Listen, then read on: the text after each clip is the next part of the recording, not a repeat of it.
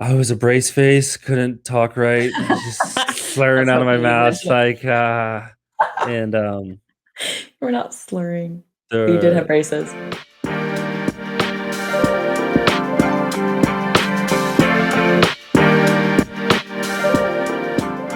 You are listening to the first ever No Bad Shots podcast. I'm Alyssa Charleston. With me is Stephen Madison. We both played basketball at the University of Idaho.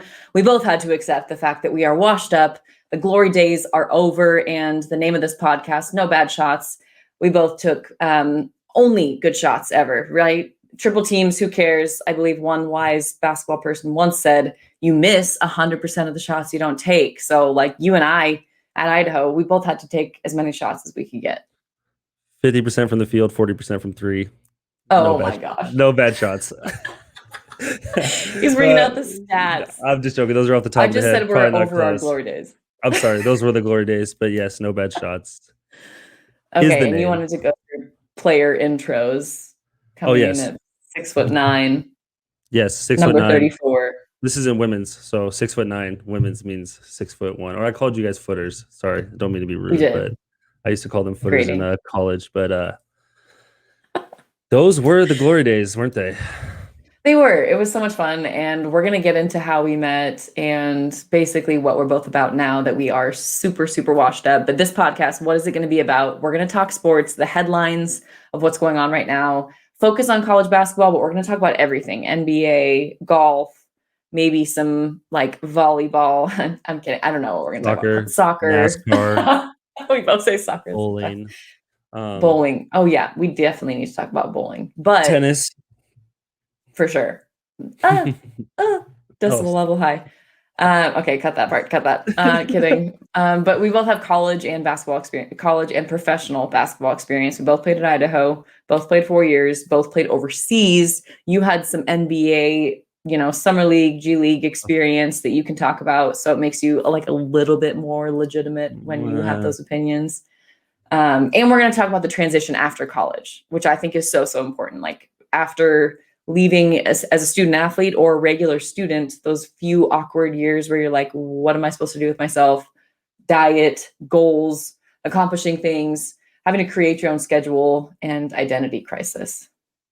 That is very true. I mean, diet is blaring to me. Sorry, I heard diet and that was like the first thing that went to my head. But yes, a lot of crazy things to go over for sure. And just our experiences. I mean, there's always people that are following our footsteps and there's people in front of us, but I think it's a good take on what we both experienced in life as, college athletes to professional athlete and, transitioning to our next step in life, which isn't always the easiest.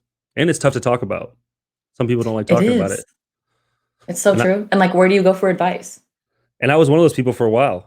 Like, I would have never thought I was going to start a podcast in a million years. I didn't think you would either. And you pushed me to start this. Like, you were the motivator behind this. Yes, exactly, which is weird, but now I'm kind of out there and just it makes it easier to like deal with things when you do talk it out. Like you said, it's hard to talk to like people about what you go on with life and struggles like that, but I guess this is the platform to do it, huh? So everyone can hear it. Everybody can hear it and critique it if they want. Just be nice to us, please. Yeah. But no, you're totally right. Like talking things through, especially with diet. You and I have both probably put on, I don't know, like 10, 15. I don't want to get too crazy. 20. I mean, the freshman 15 is no joke. I got the freaking 7th year senior 40. 7th year senior 40. Wow, that needs to be trademarked. That's pretty good. Okay, so I think we should talk about how we first met, like why we are friends now. And I think it's because we were the same. I mean, we have some similarities. We graduated the same year in high school. Washington beat Oregon in the high school game, like a high school all-star game. As per usual, as always, like Washington always wins. Yeah. Not a big deal. Well, I left Washington and went to Oregon, so I mean, I'm kind of both sided there. But you don't get to take both. I don't care either. But I'll take my state titles and be good with that. All right, whatever. But no, for where we first met was, that was the Oregon-Washington game at the banquet, or the night before that, or whatever it was, the banquet for the Oregon-Washington game at the Multnomah Club. Beautiful place. Oh, gorgeous! To say the least. Top of the line. Top of the line stuff. They really went all out. But yeah, it was interesting. We just they were doing the intros, and I heard there was like 3 people going to Idaho. It's me, you, and Ashley Walters, and I was a brace face, couldn't talk right, just slurring That's out of what my we mouth mentioned. like, and We're not slurring. But you did have the braces. I mean, the relationship took off from there, and then, got to college, and from there we went.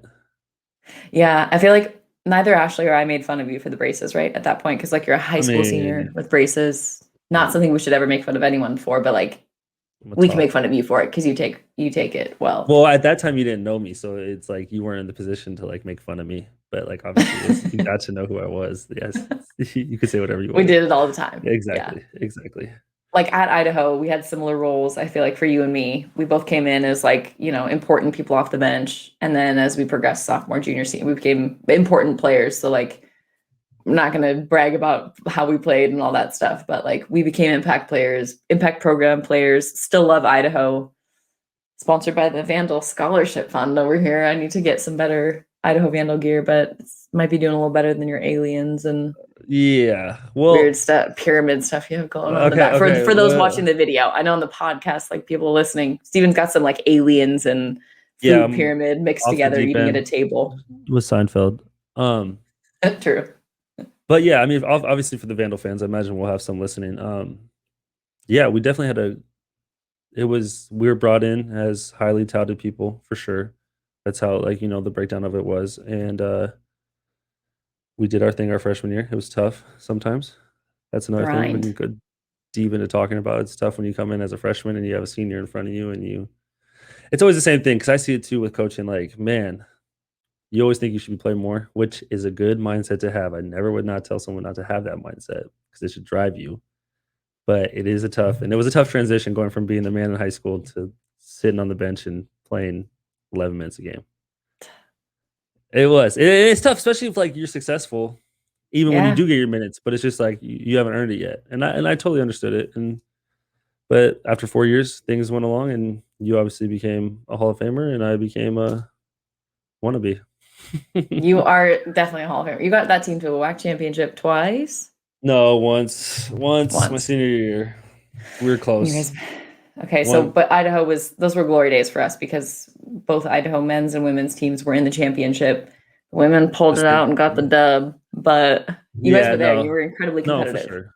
That was awesome feeling. I mean, obviously, I'll never forget that feeling in Vegas when all the fans get to see both teams go to the title. Like, I still get people that talk to me about it today. Like, man, that was a time. Like, that's a big step. Like, obviously, as a hooper and like a competitive person, you look back, you're like, oh man, we were one game away from the NCAA tournament. Like, but like Yeah. to a lot of people, that meant a lot, and like it meant a lot to me. Like to do something like that, even though we didn't win. But Yeah. it is what it is. Moscow still holds a special place in both of our hearts, for sure. Yeah, the The sidewalks. best times there. What do you say about sidewalks? Just all the downtown everywhere. There's a lot of special places in Moscow holds for me. Sidewalks. All Quarter right, Club, I remember Winco. CJ's, I love Winco. You remember, yeah, sidewalks and CJ. You say BJ's or CJ's? CJ's, Okay, they CJ's, said BJ's. I was like, CJ's, you had too much CJ's, fun.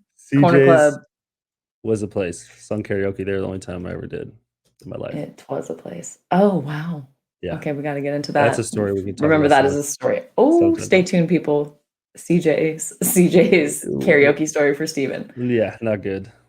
Okay, well, for what we're up to now, before we get into the topics that are going on right now, we're going to talk NCAA transfer rule that passed. We're going to talk about big commitments that happened today. And eventually we'll talk NBA and NFL draft, all that stuff, because I think it's fun to cover many topics. But for you, let the people know what you're doing right now, and then I'll kind of give my background and hopefully keep fingers crossed it makes us more credible and gets people to keep listening to us. Because I think the fact that you're coaching, spoiler alert, you're coaching is, Yeah, you're well, still in it. definitely. So I had a chance to coach at Idaho, and this is even a funner story. I went back to Idaho. I never finished my degree, so I went back and finished my degree for free.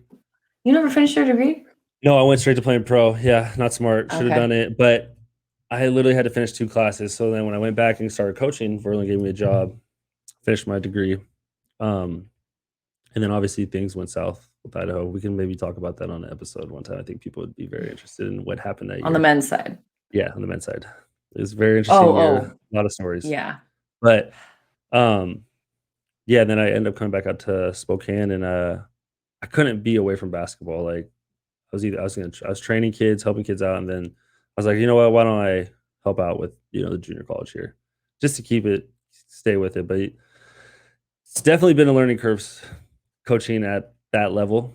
Nothing against that level, but it's just like I've never been a part of something like that. So it's really helped me to grow how to connect with kids for sure. Yeah, but, and like seeing their careers progress.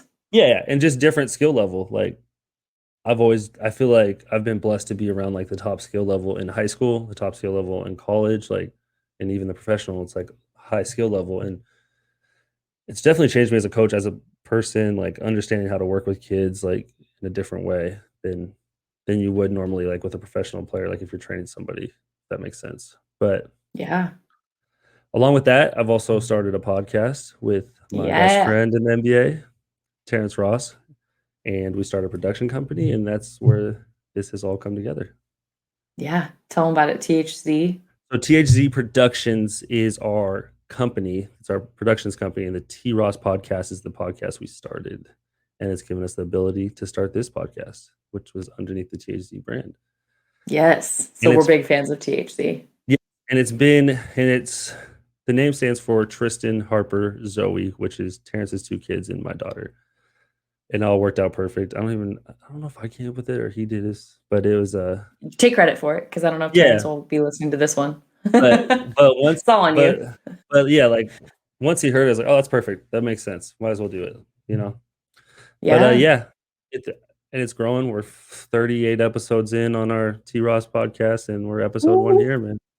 So yeah, check those out. They're funny. Some of them are weird. Most of them are weird, because the other part of our podcast that we're going to do here on No Bad Shots is you're going to give some conspiracy theories. I'm going to call them conspiracy theories, and I'm going to give you crap for them. You're going to call them what you researched and learned this week and what you fully believe in, I think, for the most part. And then slowly explain them to us, because when you're talking, I'm like, what? Like, I've seen a whole new side of Stephen in this realm, and it's been a lot of fun. The other side of it too is like at the end of this podcast, I'm going to give fans LOL, thinking we already have fans, people who are listening. Hi, Mom and Dad. 2 ideas. Listen, Mom, Dad, Nancy, Scott, love you guys. 2 ideas that we had for the podcast, mostly your bad ideas. And then at the end of this podcast, if you want to hear more of them, because they are funny, but I get that that's not like everything everyone wants to listen to, our podcast ideas. First of all, we were joking about the double teamed, like the girls, the 2 twins, Disney movie classic. And watching the double team where they're like the final play where that guy walks through it and like his own parody, and that she's traveling over and over and over again, takes about 40 seconds. What really is like 3 seconds on the shot clock and the game clock. Completely unrealistic, but we were thinking jab travel podcast. Jab travel. And Stephen goes, Disney would sue us. Hey, if we had an Instagram and Twitter, we'd definitely put this video up so everyone can see it, because the video is hilarious. The guy commentates the movie. I've been a big Double Team fan since day one. Disney movies as a 90s kid are what we live for. And it might be like the early 2000s. I'm not sure. I was watching it like 11-year-old. Yeah, but, we'll have to post that sometime. Yeah, once I get going and I'm in that realm of creativity. Yeah. Oh, yeah. Oh, you want to talk about creativity? And here's another part of this podcast. I'll be giving you a lot of crap all the time. He says, what about shoot it? Just shoot it. No. Shoot it. Shoot it podcast. What else? This one is PG-13, wet ball. Wet ball. As in like wet, like you can't stop missing, for those that don't know, and you're just making like crazy. Everyone's saying like, oh, wet. And you say, wait, what? And then you talk about compression shorts. And I was like, we need a left-hand turn. Get out of this. I was going off topic. Don't worry about that. Oh, just a little bit. So we're not going to talk about all of them, but Stephen had some really weird ideas that I wrote down, because I was literally in my head saying like, what? Hey, where are we going with this? It got us to where we needed to go. Okay. It's true. You need some bad ones to get the good ones. to get the good ones. And I'm pretty sure I came up with no bad shots. Anyways, we'll continue Probably. on. I'm kidding. I don't know if that's true. But okay, so actual topics. Sports headlines, not exactly just sports headlines, but ones that we can definitely talk about. NCAA finally passed the one-time transfer rule last week without punishment. So you don't normally, like back in our day, which is not that long ago, but you had to sit out an entire year after you transferred. And before that, you had to get the release from the athletic department, from your coach to even transfer. So now NCAA is giving up basically, one-time free transfer. You got to go wherever you want and not have to pay for it. So what did you think of that? And like, what was your first reaction? Yeah, I just think commitment doesn't matter then to me. I don't know. I just feel like, and I get it. Like some guys, like I always said this, I played with a lot of people that transferred and majority of them said, I wish I never didn't transfer. Really? Yeah. Really? Like a lot of guys that are like, oh, like they think the grass is greener on the other side. And most of the time it's not. Like there's a reason the coaches that recruited you wanted you. There's a reason why. They're the first person that wanted you most of the time, and they're the one that were the most committed for you to come to their school. But having that being said, there is obviously times when situations are definitely not right and you need to leave. I totally 100% agree with that. And this makes it easy for you to transfer and not have to sit out. But I just think that it's just making it too wide open to me. To me, I just think it's too wide open and you're not really committed to where you're going. Like, okay, we'll just test this out, see how it works a year, then I can go somewhere else and be fine. That's just my that's my opinion on it. Because yeah, like I was talking about earlier in the intro, like yeah, my freshman year wasn't great. I had opportunities to transfer. I had contacts that people wanted me to transfer to a different school. I did well as a freshman. I didn't play as much as I would have thought, but I ended up sticking it out, thinking like, you know what? When I transfer, I'll be back behind a bunch of other people, and that's what scared me. And That's so so true. I was like, when I know I'm gonna go right into a starting role and get as much shots as I want and take a bunch of bad shots, but which I None, did. I but took really none. yeah, really none. But I just think it takes away from the commitment of where you're at. The school pride thing is out the window, I feel like. I think it's out the So window. true. It's like turning into Yeah. AAU and I guess this is somewhat kinda like what's going on in the pros though. But there's more money driven in the pros, but, like, you can just leave and, like, there's no commitment to a city like there used to be, how it used to be, and I think that's the same with colleges. There's no school pride, you're just going there for basketball, which I that's fine. I mean, you're there to Yeah. play basketball, that's what you got recruited for. It's almost like a one-year contract, like you said. Like you Yeah. commit and then it's like a 1 year and they're like there's no binding to it. Like when you committed, yeah, you jet technically, like for those who don't know, you sign a scholarship each new year. Like your team has to renew your scholarship per year. You're not signing a 4 year, but for us, like for me, I was like, okay, these are the next 4 years of my life for sure. Yeah. For these guys, it's like, okay, this is for sure like kind of it's almost like testing the waters. And I know some guys will still look at some girls will still look at it as like a 4 year commitment, but like the contrast of like coaches, when people bring up the coaching argument, like, well, coaches can go wherever they want at any given time. Why shouldn't student athletes? I get that, and I totally agree with that. Freedom wise, it's important. They deserve to have that choice, but these are also 40 to 50 to 60-year-old men or women that are making that choice to go to a different school. When you're 18 to 22, like you said, and I'm kind of surprised that that's like that's the kind of the first thing you think of is commitment issues, because everyone assumes that athletes will just be so for this freedom, but really as an 18 to 19-year-old, you might make a terrible decision to leave a Oh, yeah. school and then you have to deal with it forever. Yeah. The one thing I will say, though, that makes it more understandable too is that coaches, like you said, so you sign that contract every year, but coaches can get rid of you, though. So It's true. that's another thing. So the coaches have the opportunity to get rid of you. It's not like a 4 year. They used to have 4 year contracts way back, I'm pretty sure. Because I remember them talking about it. Like once you sign it, you're in for 4 years. I'm pretty sure that was like way back in the day. But Yeah. the coaches have the opportunity to get rid of you. But I kind of like that you have to sit out 1 year because it will deter kids from doing that. And there's a lot of kids that stay that they do well. They do really well. And they're like, oh man, I'm glad I stayed. I feel like that happens Yeah. more than the other way.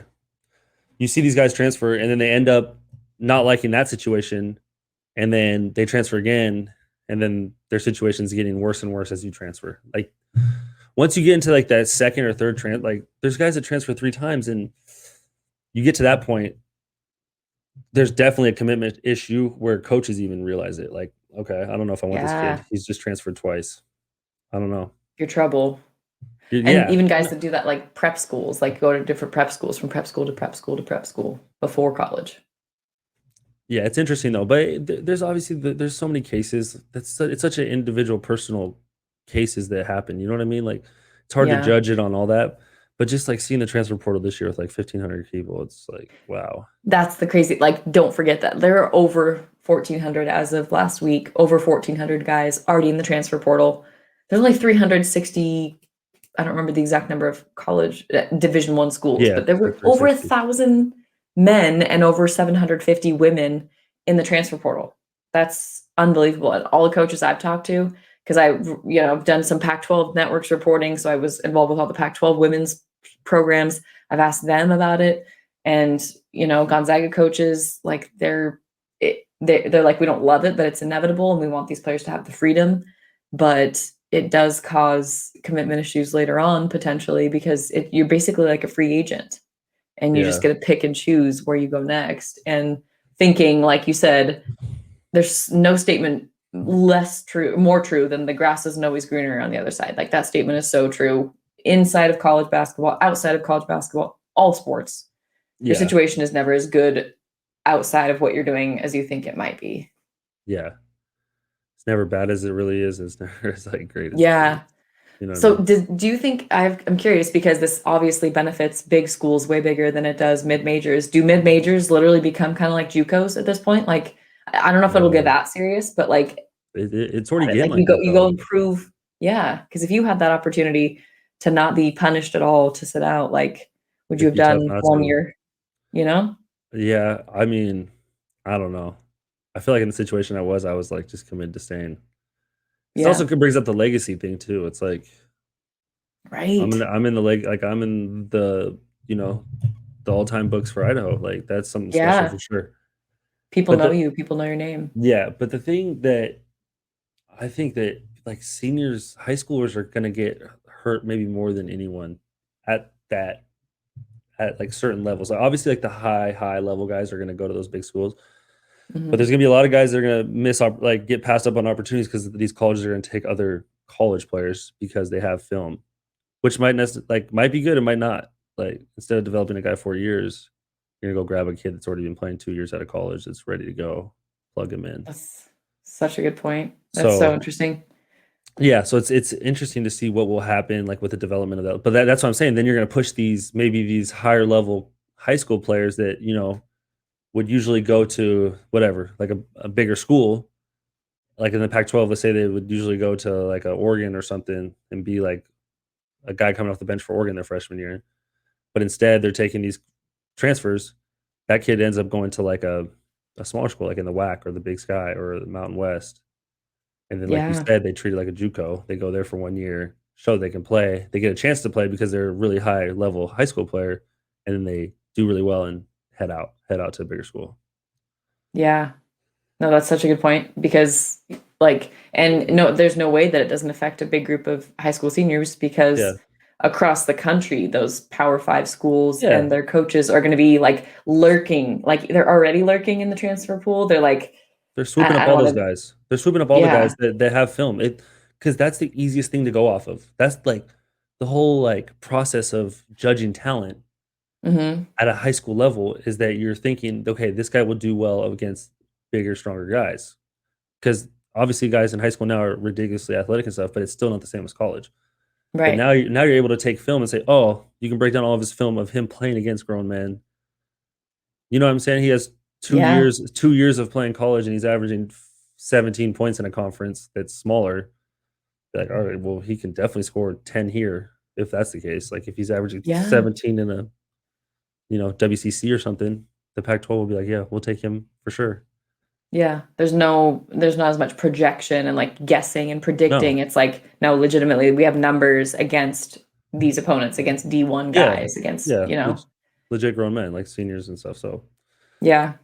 it's hard to go away from that. It's going to be interesting to see what just the whole downfall is, and just like with this year being free, I feel bad. Yeah. I feel bad for the high school seniors. How do you even get recruited? I mean, that's a whole different like topic. Like this last year, like high school seniors trying to get recruited or trying to play your last year of AAU heading into your senior year. If you're like looking for your last option, like that's when you get offered for the most part, was like at the end of your junior year heading Yeah, into your senior year. yeah. Now guys are playing AAU this summer that are graduating in June. Oh man, like already like high school Yeah, seniors yeah, trying to play one more year. That yeah. is so wild. That's so different. But I It think what you sucks. said about It go sucks ahead. for them for sure. It's just Yeah. rough. Like, and the signing period goes all the way to August, Yeah, that is which is super weird. wild. And no team is waiting until then. There's no way. No, You're that's gonna turn so around and go to risky. school. You're gonna turn around and go to school like in 2 weeks. Yeah. There's no way. No, there's no way. I mean, some might find a way, but there's no way. Yeah, there's no way. There's absolutely no way.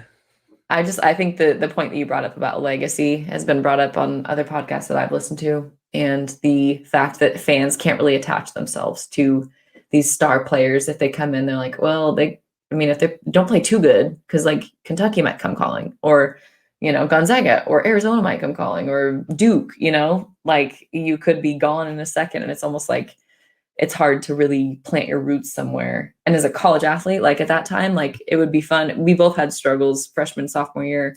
It'd be fun to try a different place in a different city in a Yeah. different college atmosphere. It's tempting as hell. So it's like Well, that's it yeah. just puts the option on the table.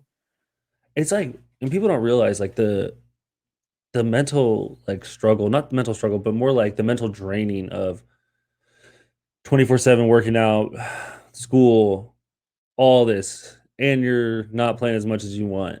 Like it just makes that glare even bigger. Like that's the thing. Hmm. And that's where it becomes a struggle because it's like, yeah, I'm putting in all this work. I'm always tired. Like you want to see results, but sometimes it takes a little bit. And I think just now in our society, we want it instantly because we see it on like social media or we see like guys that are these unbelievable athletes and players that yes, they should be one and done. Like they shouldn't even go to college. They just go straight to the NBA now. Like some of these guys I see, it's like ridiculous. Like, but I think we all see that, and that's like all what we want. Like, oh, we want this right now. We want this gratification. We want this ability. Like, we want to do what they're doing, and we see it all the time. Hmm. And we get it put in our face all the time. It's like, well, it's not realistically where like 99.59% of us are. We're not that. Preach. But Please tell them. But do you know what I mean, though? It's like, and Yeah. and, and you don't never like, and that's the thing about coaching. It's like I never want to take away from people's like dreams. Like that's the last thing I want to. I want to No. help you get there, but you also got to be realistic with yourself, and that might be the hardest thing for people just in general, basketball players, athletes, and just in general, just like being real, like with what you are as a player, Hmm. and like what reality is of your playing. Like sometimes you get Yeah. really honest. You got to be really honest with yourself, and that's the toughest part, for sure. You are not LeBron James, sir. No, You I'm gotta white be you and gotta be can't jump. honest. Yeah, so I gotta do some jumping Truth. drills. I gotta box Yeah. out. I gotta do the little things that not a lot of other people do because they don't need to. And that should motivate too. Like that, Yeah, if you hear that stuff at a young age, like that takes away your motivation. So like the stick to itiveness, which I don't think is like a legit word yet, but like that matters when you're 18 and 19. And that lesson that I learned, that lesson that you learned whenever you're going through rough times, like totally benefits you now. And like yeah. right after college, oh my gosh, like so many times I'm like, okay, well, this is not as bad as that one time where I felt like No, I didn't belong, at Idaho, no. Yeah, exactly. And just like so different. all the workouts, all the conditioning, all that stuff. It's like Mhm. stuff is worse. This is like those were rough times. Like yes, but we Yeah, got you were through it. talking, the backup option for this podcast was on the line. Yeah, And both of us, cool. I was like, that's going to give people PTSD who played. Like, Yeah, get on the line. I Huh. got I I already got have I gag got reflex stories going. about getting on the line for getting in trouble. Oh, I Well, bet you do. You guys had to run the. we had to run 2 mile. Go. Well, we can talk about that another time. I barely made it through that. I was dead. But yeah, we can talk about my bad conditioning later. Oh, it was so fun. I watched one time you crossed the finish line, and it was maybe one of the funniest things I've ever seen. I, Yeah. I I probably couldn't even see. I was just like dizzy and sick Blacked and out. yeah, just blacked out for sure. For sure. You did what you could. You did what you could. Okay, so other big news today. Sorry, as we of rambled there Monday. for a little bit. We rambled there for a little bit, but But yeah, I sorry. think it's fun. I think I no, was we got preaching to a for a little bit. second there. I didn't. You were, and you're going to continue to preach because we need to tell the masses and the younger. No, If we can get masses. Yes. younger fans to listen to this, like be realistic with yourself. Good things can happen for sure, Yeah. but the more realistic you are, the better off you are because you're going to keep yourself here humble, and you're not going to lose your head. And that's what NBA and that's what But overseas coaches like.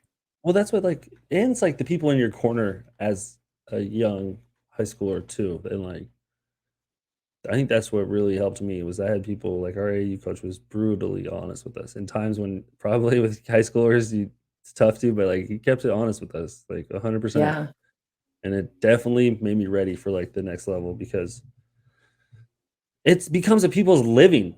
College coaches are getting paid. It's their life. They're gonna have to be honest with you, or you're gonna get cut. Like yeah. If they lose, it's a weird thing to think about because like it's the whole paying the player stuff. But like these coaches are making a lot of money, and if they don't get it, they're fired. They don't have a life. yeah. They got to go somewhere else. Like comes real The life. pressure's on them, the pressure's on you inherently because you are the only one that can create wins on the court. So like the Yeah, pressure is insane. yeah, Okay, well, today, Monday, are you done with yeah. your Sorry, sorry, preaching your sorry, sorry, sorry. Moving on. so sorry. So sorry. So Monday, when we're recording this, Chet Holmgren, number one recruit in high school, 7-footer, forward, guard skills, commits to Gonzaga University the same day that Jalen Suggs declares for the NBA. And I know they're buds. I know they played high school together, but I thought that was really weird that they like made two big life decision announcements on the same day. I felt like can one like steal the thunder from the other? I was kind of like, what are you doing? Yeah, I think the Chet Holmgren was way bigger than the Jalen Suggs. I think the Because Jalen everybody Suggs kind of knew Jalen is Suggs. That's true. expected, but the That's Chet true. Holmgren was a big deal, and I heard it was at 12 or 12 Eastern 9 our Mhm. time, and I was checking on it, and it took like 30 minutes before they actually got to him. I was like, "Geez, this is ridiculous." Right. ESPN, like, figure it out for him Get to to talk to him. it. But he said all the right things.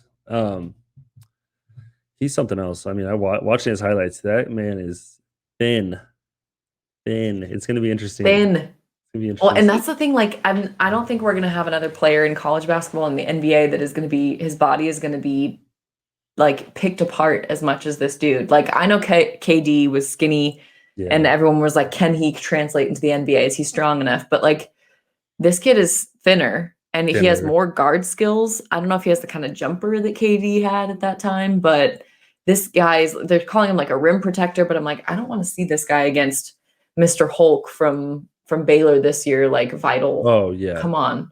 Can you yeah. imagine that? And he's not No, going to play that. Like he won't play center. He won't play no. forward probably even. He's probably going to play the 3 or 4 at Gonzaga. Yeah, with his ability, with his length and his ability to like move and his like IQ, he will definitely be a good shot blocker, like a help side shot blocker for sure.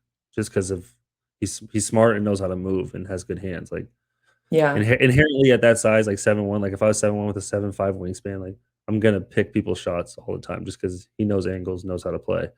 And he averaged almost 5 blocks a game in high Yeah, school which is ridiculous. and And I almost 5 mean, assists. well, yeah, watching their highlights though, I turned him on after he signed. I was like, oh, let me check him out because I haven't really obviously watched high school basketball like that. But Yeah. yeah, just like on a national level. But Checking that out every day.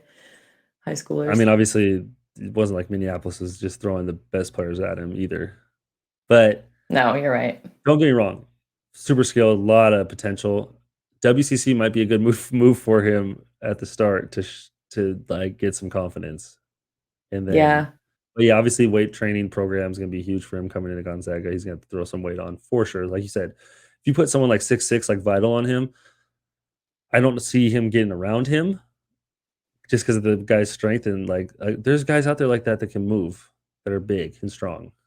Yeah, where you can't they're gonna try to like Yeah, initially yeah, so I'm curious, because I think when if someone I mean Vital's gone, obviously we know, but when yeah, Gonzaga does run up against someone who puts a big guy on Chet and they pull him out, Gonzaga will run a 4-round one or even a 5 yeah. out like they could, and they're like, okay, Chet, just take this guy off the bounce. But if you're the bigger dude, how do you guard a guy like Chet from the perimeter, knowing that he has the quickness advantage? Yeah, I would. First of all, it's going to come down to his shooting ability because as you can see in college, like I'm gonna sit off of you until you can prove that you're gonna just really cash threes in my face. To be honest, like that's just how I am as a player. Like I did to you whenever we played 1-on-1. Yeah, I don't remember any of those, but Mhm. yeah, I don't know if that happened. I don't think you did. I'm But sure it did once. maybe rec outside somewhere. Yeah. Maybe the dome. I don't. Maybe one of those times. I think in the dome, we shot together. Yeah, it happened. Anyways, back to Chet. But like I said, I would like me personally. I would give him space, and then once you can close that ground, let's say he does start to drive, then I'm gonna close that ground and use my size once we get closer in. But that's like where I don't think Gonzaga will necessarily just put him on an island to ISO people, unless it's like Yeah. a truly slow big guy. But I think they'll put him in good position. That's the thing. Like that's where the coaching comes in, is putting them in positions to score and be successful. Yeah, in Which that is so offense. talented. And Yeah, you give him certain screens, you give him certain plays, pick and rolls, empty mhm. sided, things like that. He can be successful for sure. I mean, he's talented. He's number one. Isn't he like he's number one player in the nation, which is Number ridiculous. one. Yeah, the first number one commit to first number one recruit to ever commit to Gonzaga. And Jalen Suggs made history being the top rated recruit. I think he was number 11 when he committed to Gonzaga. So even though Tommy Lloyd, like the renowned recruiter behind Mark Few, is gone, a lot of people were like, "Ooh, do they still get Chet Holmgren?" I think a lot of people still figured they would. But a big reason why Chet chose Gonzaga is because of that offensive system. He said they develop, kind of tweak their offense to the talent that they have. And I feel like they could do kind of what they did with Killian Tilly. I mean, he's a Well, 7-footer, and if you check him out on YouTube, there's a video of him going against Jalen Suggs 1-on-1, and he competes with him. Like he gets past him, and once he gets past him just a little bit, he just elevates above, and he's huge, 7-footer. So it's gonna be super interesting to see him play at the next level. he doesn't jump. Like he dunked it. I watched a video. He like dunked it and didn't jump. I'm like, dude, Really this is like barely. doesn't need. He spin moves dunks like is so easy. So it's like it's Yeah, obviously all there. And like another playing guy on kids. like Kyle Wiltshire too.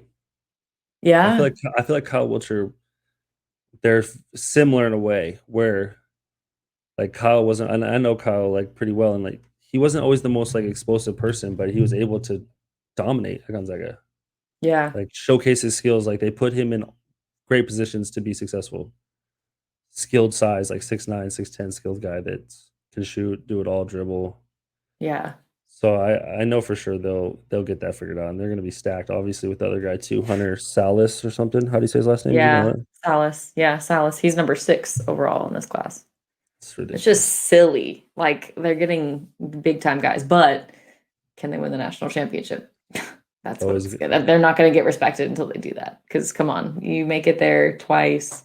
You make it to the NCAA tournament 23 years in a row, and they've got to. I mean, it's so impressive what they've done, no doubt. But will yeah. Chet Holmgren be able to do it? If Jalen Suggs couldn't, I don't know. That was such a talented team, but I think Drew Timmy comes back. So, Oh yeah. but They'll be the stacked. part of the Jalen Suggs thing. Oh yeah. Well, unless you have anything to say about Drew Timmy, because I think we both agreed on that with the No. Baylor game. It kind of proves he's going to need to come back. Yeah. I think he was already decided on coming back. I don't know if he scores 25 and they win. I don't know if that changes his mind. I don't. It just depends what agents, what people are telling him in the NBA. Like, hey, you're gonna go Totally. here, because it comes down to money. It comes down to what you can lock up, and for sure, money is hard to pass on at a young age like that. So Yeah. I don't think it Okay. hurts him to come So back. I don't think it hurts it to come back. yeah, test the waters, figure things out. We're going to get and eventually to a different and on a different podcast. I want your opinion on like coming out of college. What do agents tell you? Because you were deciding going overseas, or like do you stay and Yeah, do summer league, G League, stuff like that. Like I yeah, definitely want your perspective on that. for So sure, another for sure. tease, guys, come back and listen to No Bad Shots. Back. I come back, but you're also in on this Top Shot stuff with Jalen Suggs announcement. He auctioned off a 1-of-1 NFT non-fungible token kind of shot of the UCLA game. I got to be there in person. It was insane. The place went bonkers. And he auctioned off his semifinal shoes from that game that he wore. So explain to me what an NFT is. Like how cool is this? One of one? How I cool is don't this? know. IDK. Well, first off, he's trying to cash in for sure. He is for sure trying to cash in. He wants to get that Trying to money. make all the money. It's literally like instantly. Like I'm going pro. I got my agent, and I'm trying to sell this for hundreds of thousands of dollars, which will sell for sure. Like it's crazy. Mm-hmm. Smart on him because it's an NFT. Like basically, just make a picture online, but it's him that made it, so you know it specifically comes from him, and that's what makes it like interesting. He created, or like he helped create the photo, It's his photo of him. So it's after the his. shot when he's like, yeah, all that. Like, and it's crazy because like obviously dealing with like Terrence and seeing him, like we get people that message us saying like, I want you to send, like I want to send my Top Shot moment of you to send back, and that is basically saying that it was autographed by. That's like an internet way of autographing someone's moment, is having it send to the players and then send them back. So it says sent by Terrence Ross, and then people can so use like that. Yeah. Does Terrence download it or something, or like what does he do? Like Instagram DM, or is this email? Is this Snapchat? No. Facebook? So like the NBA Top Shot moments, like it's like a virtual moment, and they send it to him, and then he sends it back, and it just says sent from him, from his account. Okay, and so that's like Instagram or Twitter kind of thing. Like DM? No. This is like on NBA Top Shot. Like actually send the moment. So you have these moments. Oh, so like Terrence Ross has an account on Top Shot. Yeah, he has and they send it to him. They send it to him. So it's like a virtual autograph. Like that's how crazy things are getting. Wow, that's so weird. So it's basically all digital. Learning. It's like a digital poster that's his, that he's giving away. So the fact that it's coming from him is making it what's so valuable, because obviously you can go get that picture anywhere, print it off, do all that. But now he's basically giving you this virtual picture of him autographing it and the shoes and all that together, and he's cashing in on it. Like the NFTs are out of control. Like there's stuff that's going for millions of dollars that is like a pineapple or something, like just a picture of, like, it's so stupid. It's getting ridiculous. If you had an NFT, what would your NFT moment be? Me at Nevada when I'm going like this. Oh, I do remember that. Dang, and it was sold out at Nevada. It was sold out. They were on a 16 back when the whack was whack. They were. It was 16-game winning streak, and we went in there and beat them. And I hit like all my shots and had 18 points or something. I was pumped. For those not listening or not watching the video, Stephen put the 3 up to his face, like the OK sign over his eye. I do bad at that. That's okay. I'll explain for you.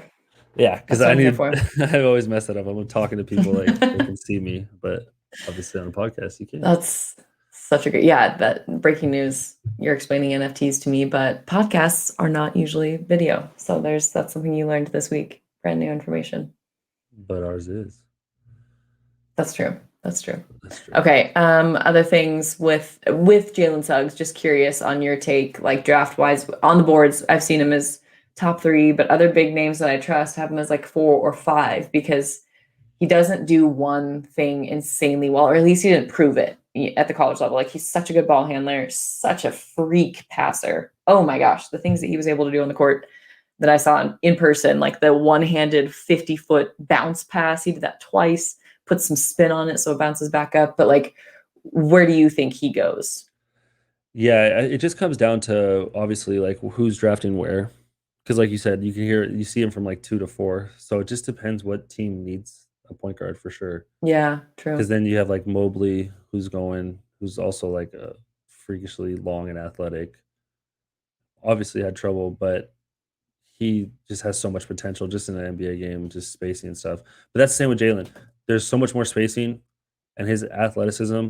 Like I remember being in the G League, and like the first time I got in one of our like practice games, it's like instant ISO, me at the top of the key getting ISO because I'm like the one white guy out there. And it's just like, and it's like, obviously it just digs down in pride. The guy didn't score on me because I just like dug in deep. But like, then you start to realize like there's no help forever. Like I'm looking both ways. Like those guys, they're so far away. Like that's why it's like, that's why the NBA, it's like, if you help, you're going to give up a 3 if the team passes the ball well, like boom, boom, 3.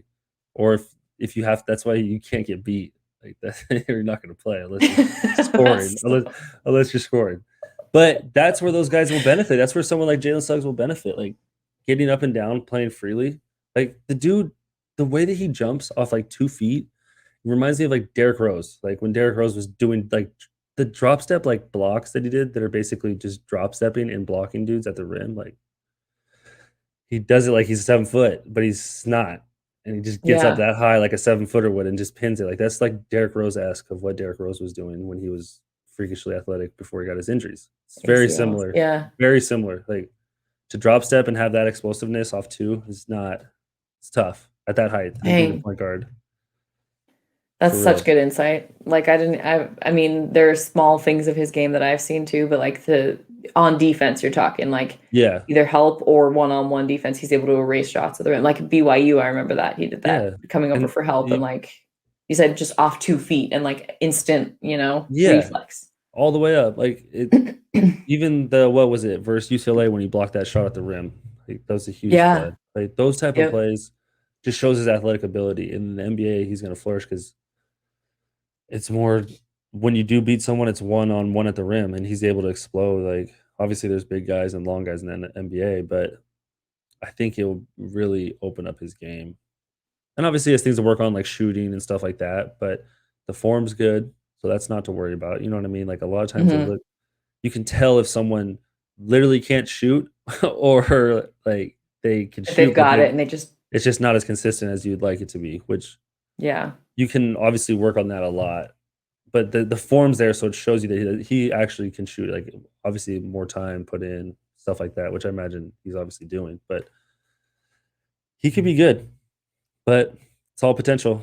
It's all off. That's the whole thing of judging talent. It's tough. There's a lot. You go through all the like drafts, and you see a lot of guys that it's tough. It's just tough to be in the NBA. Like that's why I tell people, I'm like, I have friends that play in the NBA. I've seen them. I've seen like players in the NBA. Like they're just different. It's different to play against those guys. It's tough to be an NBA player. Like that's why it's such a small percentage of people make it. Yeah, so tiny, so tiny.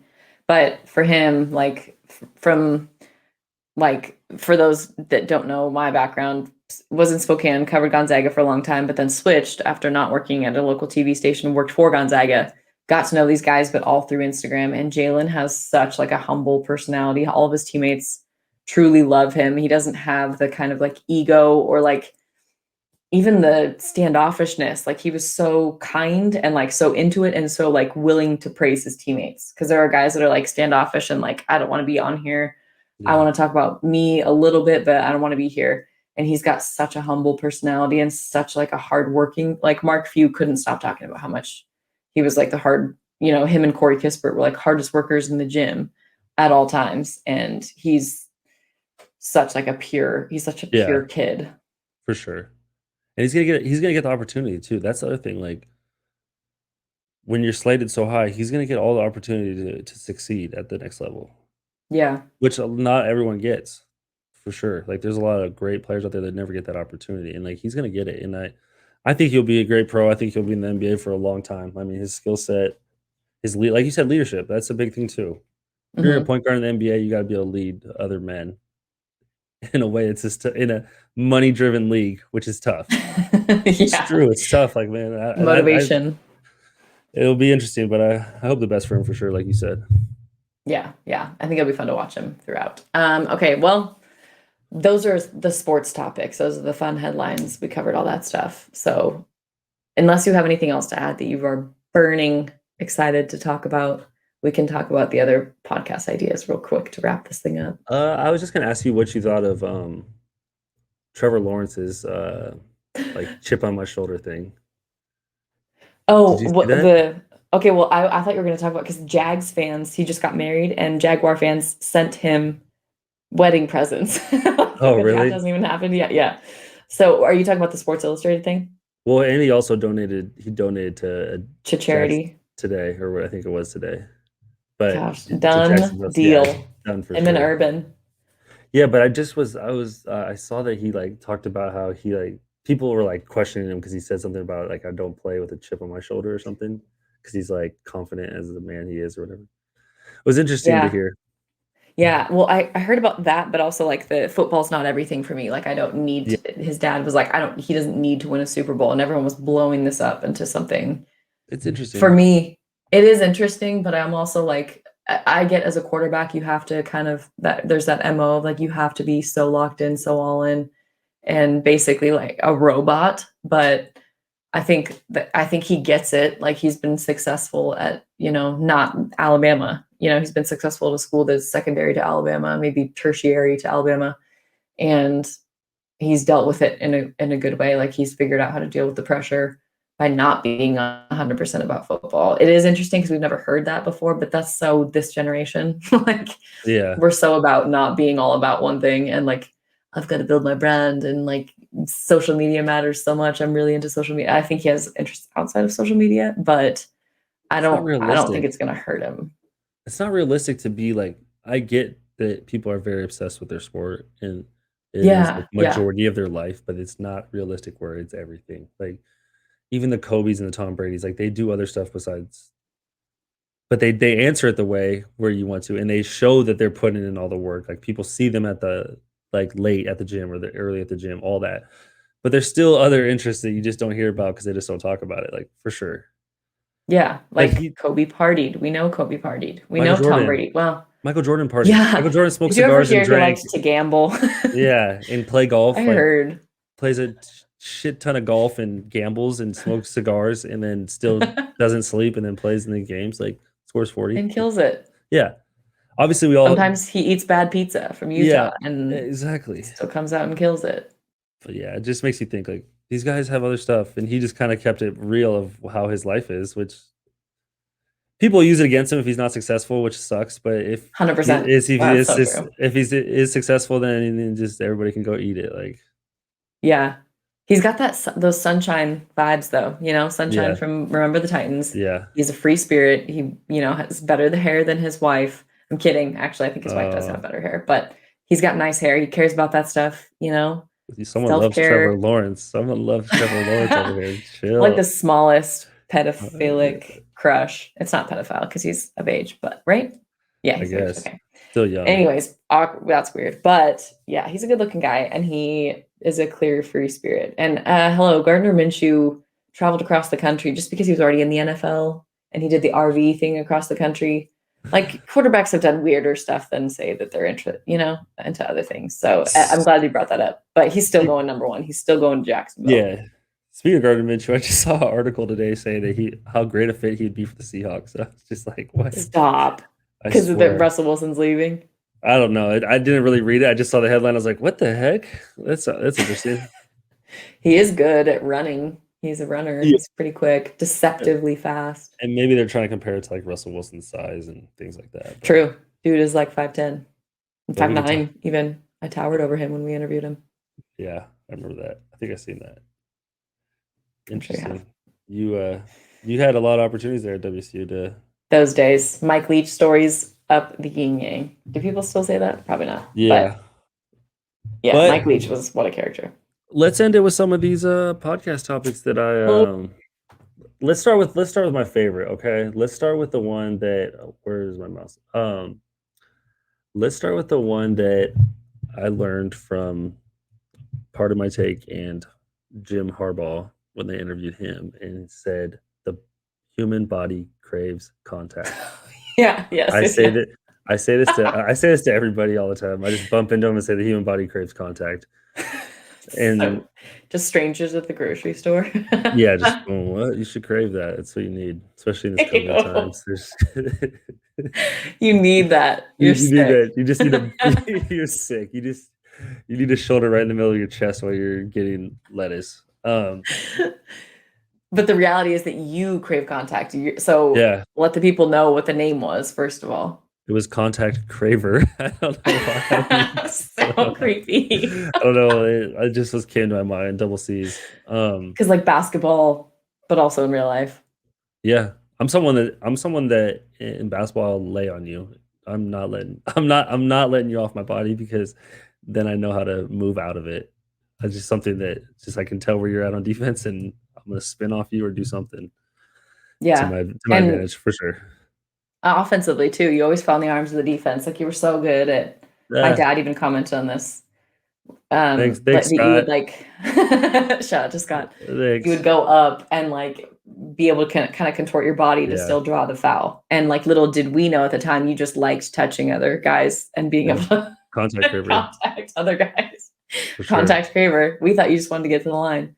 I did for sure. That was a good one. That was so funny. And in real life, like you're also a guy that's like put your hand on the shoulder. That's how I knew we were friends. Like at Idaho, you'd like put your hand on my shoulder or like do something like, "What's up?" Like you sound like you're unsure of this. Fatherly figure at like 18. Just, it's bedtime. Tap the back 3 times and rub it. It's good to meet you. Just put your hand on your shoulder, like bring it in. How's it going? Sleep well. Oh, here's one Good luck. Here's one of the bad ones. Suicide. Oh, let me explain. Let me explain. Oh, so we're going basketball wise. So clearly, obviously, everyone knows what a suicide is. It's a set of lines. I don't even think they call it. No, yeah, suicide's set of lines, right? I bet you they don't call it that anymore. No, Okay, they you don't. haven't been out of basketball for that long. No, I'm still in it basically. It's free throw line back. We just What do you call it now? Just set of lines. Same thing. Oh, ew. Ugh. But what was the movie? Oh, Coach Carter. I feel like Coach Carter made it big because it was suicide. And that guy had to run. Yeah. However many to get back on the team. I think the PC culture right now, it's gone. That's what I'm saying. Like that's probably why you guys don't call it that at your college. No. Yeah, you said that and you were like, but we were talking about other ideas and then it was quiet because we were still thinking. You're like, suicide. I was like, well, I was just rattling off bad ones. Oh yeah, so that was one. Okay, my turn because we were watching an NBA game. And you were just watching the game and like spouting off things that were happening in the game. Like, what about flare screen? Flare screen. I was like, are you saying that because we just watched a flare screen happen on the TV? It was bad. Like, make that relevant to the podcast, Stephen. You could flare screen. We got flare and I'll set a screen. I'm down to I'm down to set a screen. I'll pick and pop. Pick and pop. Yeah. Pick and pop. That was definitely on there, but everyone has that. Suck it up. Yes. I don't remember that. I probably just said that. Well, because you were like, all these ideas are perfect for OnlyFans. This is gonna be like an OnlyFans website. Well, I mean, how many times have I heard suck it up? I know, not in a bad way, but just suck it up. Like you're being soft. Like I don't know. Oh, I had training say that all the time. Especially like weightlifting and training. Like oh yeah. All the time. Jeez. But again, double meaning. Really not okay for one of them. No. Not a player no more. Hunged up. Yeah, that was good. Wait, hunged up. Hunged up. That was your idea. Oh yeah, like hang it up. Hunged up. Yeah. Like we hung it up. That's not good. And I was like, absolutely not. You're like, and then you're like, well, some people put like funny grammar things in podcast files. I was like, not this podcast. No, definitely, because you have critiqued me on my grammar for like ever since I met you. That's why I like texted you. Day one. I take all my texts and I put them in Google and I'm like, okay, let's make sure these are right so I don't hear it. It's the first thing you'll say to me. So don't get crapped on. Oh, that's hilarious. But yeah, that idea got shot down real fast. Spot Up, which I really like that one. Spot Up is a good one. Dangerous in space. Oh, yeah. I like that one. We could still just throw that in there and just try to keep other people from not using it. Yeah. But I like where we're at. No bad shots because we never take a bad shot. And that's true. Never ever. I just saw the other one, that most electric moves. And why did we like that one? Because this was another one all the time. Okay. It's where you pick your feet up and your heels and you go up on your toes and back down. It's basically a travel. It's a travel, but it's not. It is a travel. But I think that was like said on the NBA broadcast that we were watching, and you're like, electric moves, most electric moves. But what does most electric moves stand for? MEM. Yeah. MEM. And that's where we play a lot of our game. War Memorial. What a name. War Memorial. That's really what it is. Is it War Memorial? I actually don't know. I'm sure it's War Memorial. Yeah, because we always used to jump. That's a football stadium. Pretty sure it's War Memorial because it's a memorial. I'm gonna have to check this online. Yeah, I'm probably I'm gonna have to check this on the line. Memorial Gym, Moscow. Well, we appreciate everybody listening to our first episode. Yeah, wrap this thing up. No. I'm just while you're doing that, I can talk. You're so good at that. Yeah, keep going. Let's see what you got. Waste time. So, thank you for listening to our first podcast episode with my co-host Alyssa Charleston and myself, Stephen Madison. But we can't wait to have more content coming towards you, doing live episodes, getting guests on here. That's another big thing we didn't really cover. We'll have basketball guests, coaches, players, anything sports related, and people outside of sports, pop culture, conspiracy theory, all that stuff. I don't know what conspiracy. Why not? You can grill them. I'm I kidding. want to see That's you grill true. them, and then I can That's true. back them up, and then it'll be 2-on-1 versus That'll be you. 2-on-1. Yeah, That's not fair. it'd be good for I'm you. willing to take on the challenge. It'll be good for you to branch out and Oh yeah, a good see challenge. see the other parts of life. The conspiracy theories. Oh, whatever. Expand my horizons. Okay, you're right about War Memorial. Yep. But this podcast is not Most Electric Moves. We do love Mem. Shout out to Mem. This is No Bad Shots podcast, and I'm so pumped. You're right. We're gonna have a lot more fun episodes, a lot of guests, and because we have enough connections to bring people on. I think people know we know people. Yeah, I think it'll be fun. And we'll have to find a fun way to end this. But for now, go ahead and take us home. You want me to sing? Well, that's all she wrote, ladies and gentlemen. Live from War Memorial Gym. It's Alyssa Charleston and Stephen Madison.